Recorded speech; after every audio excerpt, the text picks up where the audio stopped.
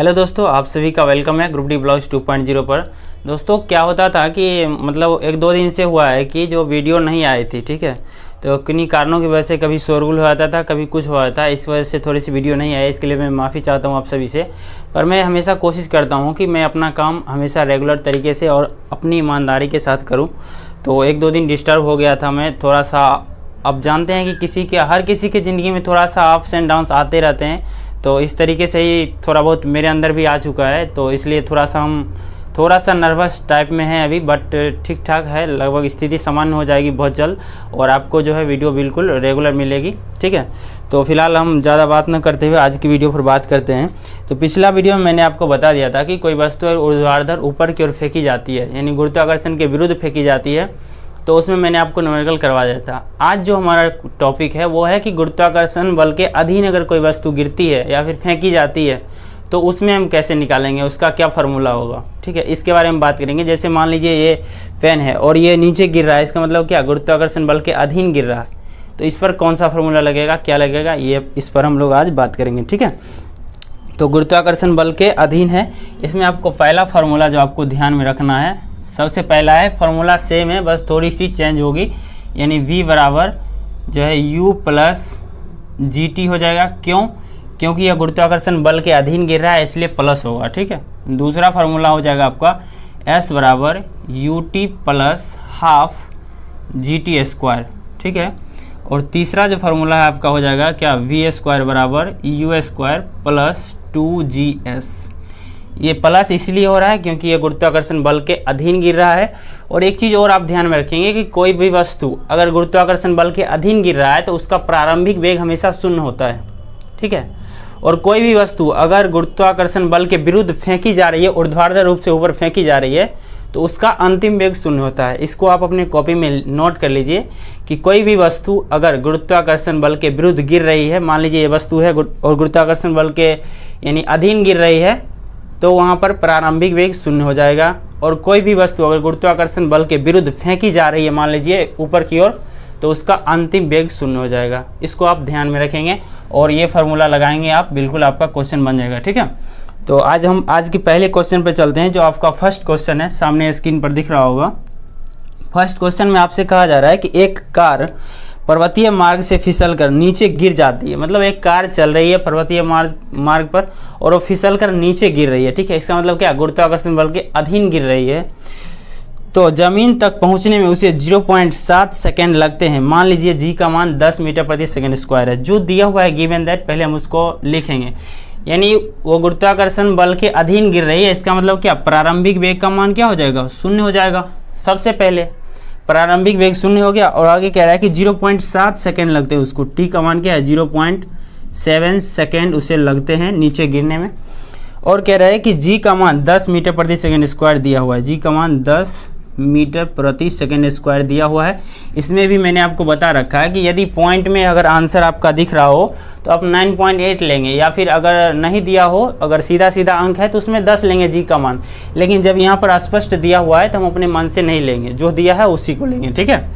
तो आपसे पूछा जा रहा है कि उसे भूमि पर टकराने के दौरान इसकी गति क्या होगी, यानी अंतिम वेग क्या होगा। कोई भी कार जा रही है पर्वतीय मार्ग से और वो नीचे गिर रही है, इसका मतलब क्या, गुरुत्वाकर्षण बल के अधीन गिर रही है, प्रारंभिक वेग ऑटोमेटिक शून्य हो जाएगा। इसको अपने दिमाग में बैठा लीजिए हमेशा के लिए, और हमेशा ऐसा ही होगा इसमें, ठीक है। टी का मान आपको दिया हुआ है, जी का मान भी दिया हुआ है। आपसे पूछा जा रहा है कि अंतिम वेग क्या होगा, यानी वी का मान क्या होगा, ठीक है। अब आपके पास 3 समीकरण है। इस तीनों समीकरण में से ढूंढिए कि आपको कौन सा लग रहा है। वी टी जी, देखिए वी, इसमें टी नहीं है, ये तो पहले कट गया, ठीक है। और इसमें v नहीं है, ये भी कट गया। तो एक ही समीकरण आपका बच रहा है जो फर्स्ट नंबर लगेगा, यानी v बराबर क्या हो जाएगा, u plus g t. V बराबर u प्लस जी टी आपका लगेगा। तो v का मान आपसे पूछा ही जा रहा है और u का मान कितना दिया हुआ है, u का मान 0 दिया हुआ है, प्लस g का मान जो है वह 10 है, इंटू t का मान 0.7 है, ठीक है। तो आपका मान सीधा सीधा क्या हो जाएगा, 7 मीटर प्रति सेकेंड आपका आंसर हो जाएगा। जब इसको गुना करेंगे तो 7 मीटर प्रति सेकेंड हो जाएगा, यानी v का मान कितना आ गया, 7 मीटर प्रति सेकेंड की गति से वो भूमि से टकराएगा वो कार, ठीक है। तो 7 मीटर प्रति सेकेंड आपको ऑप्शन नंबर डी में देख रखा है, जो आपका ऑप्शन नंबर डी सही आंसर हो जाएगा। बिल्कुल कुछ भी नहीं है। मैं फिर से समझा दूं कि कोई भी वस्तु अगर गुरुत्वाकर्षण बल के अधीन गिर रही है तो उसका प्रारंभिक वेग हमेशा शून्य होगा, और कोई भी वस्तु अगर गुरुत्वाकर्षण बल के विरुद्ध फेंकी जा रही है तो उसका अंतिम वेग हमेशा शून्य होगा।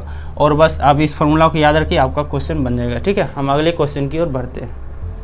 आपका जो सेकंड क्वेश्चन है आपको सामने स्क्रीन पर दिख रहा होगा, और इस क्वेश्चन को बताने से पहले बता दूं कि एसएससी जीडी का एग्ज़ाम शुरू हो रहा है। ठीक है, और एसएससी जीडी के लिए राहुल जी के द्वारा जो है कुछ खास आप लोगों के लिए लाया जा रहा है। जो भी लोग एसएससी जीडी का फॉर्म भरे होंगे उनके लिए, जिस तरीके से एक तरह से मॉक टेस्ट के नाम पर होगा, पर होगा उसमें बहुत कुछ खास होने वाला है, तो उसको आप लोग जरूर से देखिएगा। ठीक है, तो सेकंड क्वेश्चन जो है हमारा कह रहा है कि एक ट्रक किनारे से फिसल कर, एक ट्रक जा रही है, ठीक है, और किनारे से फिसल जाती है और 0.8 सेकेंड में ज़मीन पर गिर जाती है। ठीक है, बिल्कुल सेम है। तो एक ट्रक जा रही है और फिसल कर ज़मीन पर गिर रही है, इसका मतलब क्या, प्रारंभिक वेग उसका शून्य हो जाएगा। ठीक है, और टाइम का मान कितना दिया हुआ है, 0.8 दिया हुआ है। ठीक है, आगे कह रहा है कि किनारा ज़मीन से कितना ऊंचा होगा, मतलब मैंने बताया था कि कितना ऊंचाई दिया रहे या फिर कितना दूरी दिया रहे सेम होता है। ये एच दिया रहे चाहे एस दिया रहे, आपको लगाना यही फार्मूला है, सेम टू सेम। ठीक है, तो कितना ऊंचा होगा, यानी एच का मान आपसे पूछा जा रहा है कि कितना ऊंचा होगा, और जी का मान आपको दिया हुआ है कितना, 10 मीटर प्रति सेकेंड स्क्वायर दिया हुआ है। ठीक है, और फिर से एक बार पढ़ते हैं हम क्वेश्चन। कह रहा है कि एक ट्रक किनारे से फिसल कर 0.8 सेकेंड में ज़मीन पर गिर जाता है। ठीक है, टी का मान 0.8 सेकेंड दिया हुआ है, और आगे कह रहा है कि किनारा कितना ऊंचा होगा ना, ऊंचाई आपसे पूछा जा रहा है। ठीक है, तो आप फार्मूला जानते हैं, देख लीजिए कि h बराबर, ये फार्मूला क्या होता है, ut plus half G T square होता है। ut तो है ही, ठीक है, और हाफ लगाना है, gt भी दिया हुआ है, तो इस फार्मूला का आप लगा दीजिए।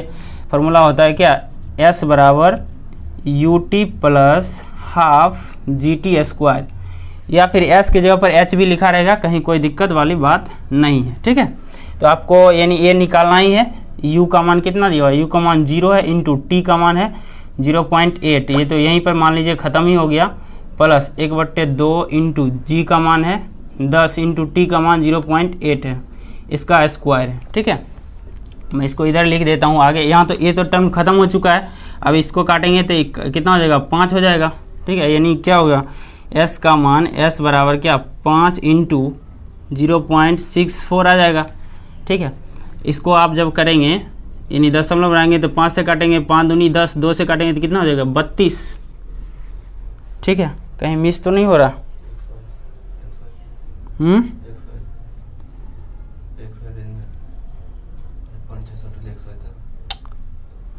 अरे एक चीज़ मिस हो रहा है ना, देखिए 0.64 जब हम काट रहे हैं तो यहाँ पर एक जीरो और आएगा ना, 2 जीरो आएगा ना, तो इसको जब हम काटेंगे, इसको फिर से लिख देते हैं।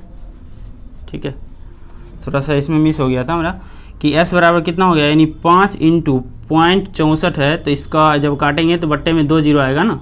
अब 5 से काटेंगे तो कितना हो जाएगा, 20, और 20 से जब आप भाग देंगे तो s का मान कितना हो जाएगा, यानी 20 या 60 और 3.2 हो जाएगा, यानी 3.2 मीटर। क्वेश्चन आप फिर से एक बार पढ़िए। कह रहा है कि एक ट्रक किनारे से फिसल कर 0.8 सेकेंड में ज़मीन पर गिर जाता है, तो किनारा ज़मीन से कितना ऊंचा होगा, किनारा जो है उसका ज़मीन से 3.2 मीटर ऊंचा होगा। ठीक है, या फिर पूछता कि आपको किनारा से कितना दूर जाके गिरा होगा, तो वो 3.2 मीटर दूर जाके के गिरा है, जो आपको ऑप्शन नंबर किस में दिख रहा है, 3.2। इसमें ऑप्शन पूरा एकदम सटा सटा के दिया हुआ है, देख के मारिएगा, जो आपको ऑप्शन नंबर डी में दे रखा है 3.2। ठीक है, तो हम अगले क्वेश्चन की ओर बढ़ते हैं। आपका जो थर्ड क्वेश्चन है आपको सामने स्क्रीन पर दिख रहा होगा। तीसरा नंबर क्वेश्चन में आपसे कह रहा है कि 20 मीटर ऊंचा एक टावर है। ठीक है, एक टावर है, वो टावर तो बहुत ऊंचा होता है, पर यहाँ पर 20 मीटर दिया हुआ है।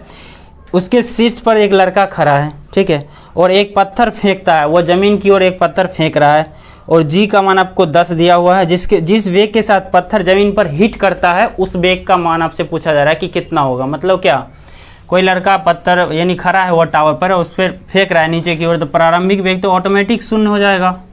ठीक है, आगे कह रहा है कि जी का मान आपको 10 दिया हुआ है, जी का मान 10 मीटर प्रति सेकंड स्क्वायर दिया हुआ है।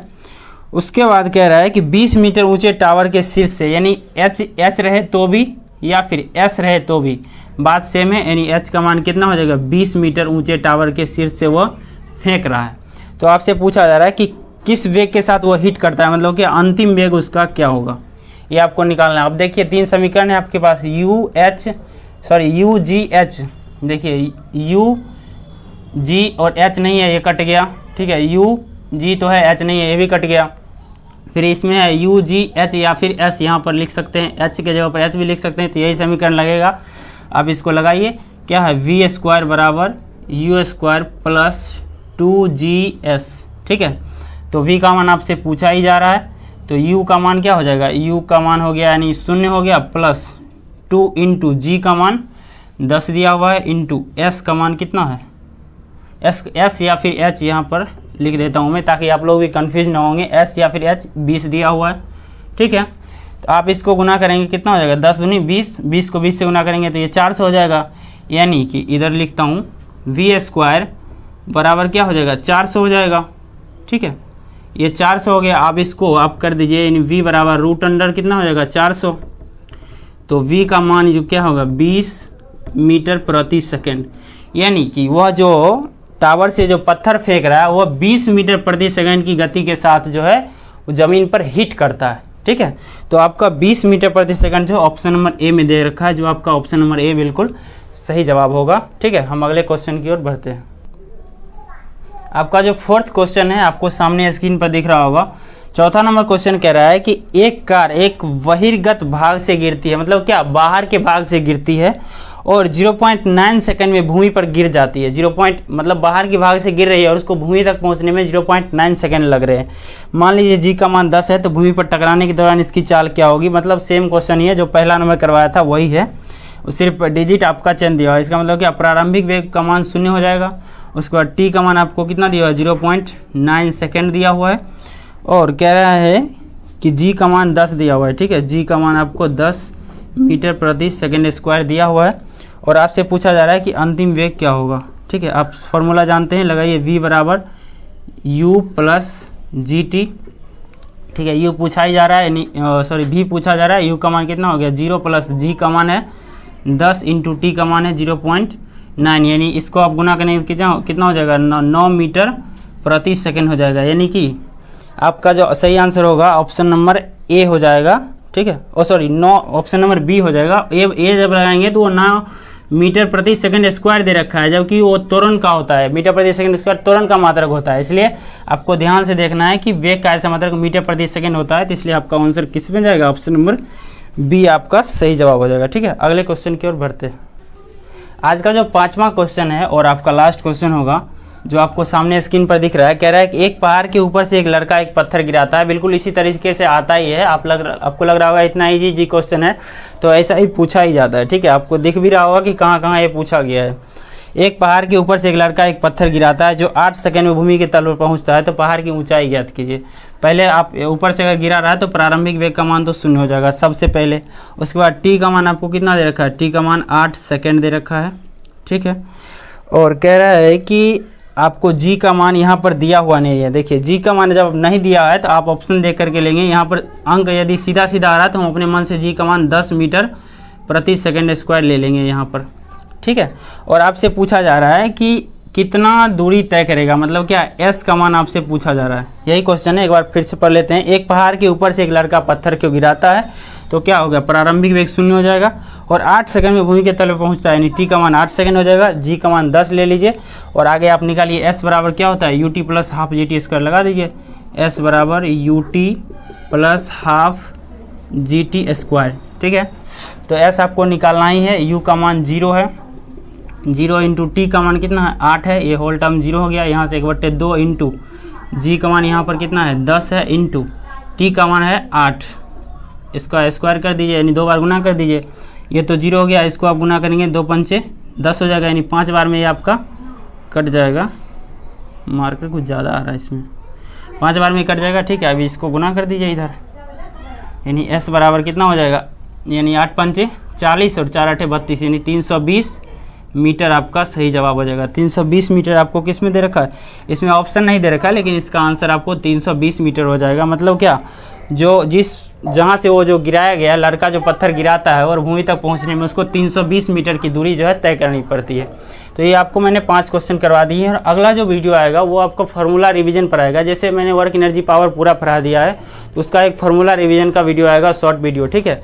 और एसएससी जीडी के लिए आपके लिए कुछ खास आने वाला है, तो उसको आप ज़रूर देखिए और देखना ना भूलें, ठीक है। और एक क्वेश्चन आपको जो होमवर्क में हम दे रहे हैं कि एक ऊंची इमारत के शीर्ष से एक गेंद को 9.8 मीटर प्रति सेकंड स्क्वायर के समान त्वरण से गिराया जाता है। ए कमान, जी कमान आपको दिया हुआ है, टी कमान दिया हुआ है, 3 सेकंड है, ठीक है। प्रारंभिक वेग तो शून्य हो ही गया क्योंकि ऊपर से गिराया जा रहा है। तो अंतिम वेग आपसे पूछा जा रहा है, जो क्वेश्चन आपको सामने दिख रहा है, इसका आंसर आपको जो है कमेंट बॉक्स में देना है, ठीक है। तो आप सभी से मिलते हैं हम नेक्स्ट वीडियो में। Thank you so much.